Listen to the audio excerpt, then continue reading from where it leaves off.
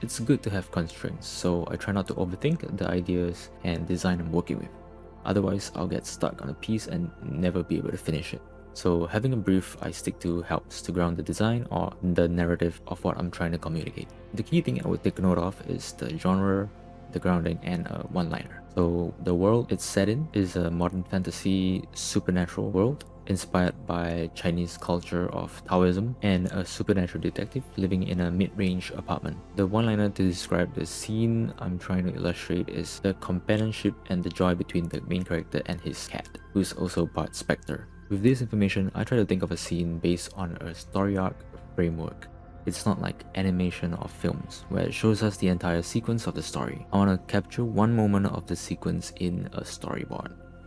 I'm not a good story writer, so something simple, direct, and easy to relate to. This framework is going to help a lot in terms of which part would be best to illustrate in the scene. This would do well remembering my experiences and how I felt as inspiration. So in terms of my brief, the interaction between my main character and the cat, I'll ask myself which parts of a story arc framework would be best to illustrate the scene I want to tell. So setup would be to introduce the scene itself. This would be enough if it was my intention to merely show the characters and the state of their living.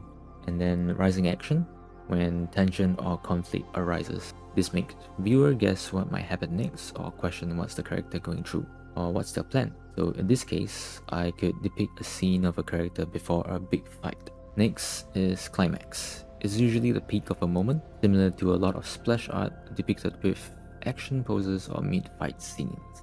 And lastly, resolution, where a story goes into its calmness, showing the aftermath of the climax. You get your answers, feel sad, relieved, happy, or leaving you with more questions.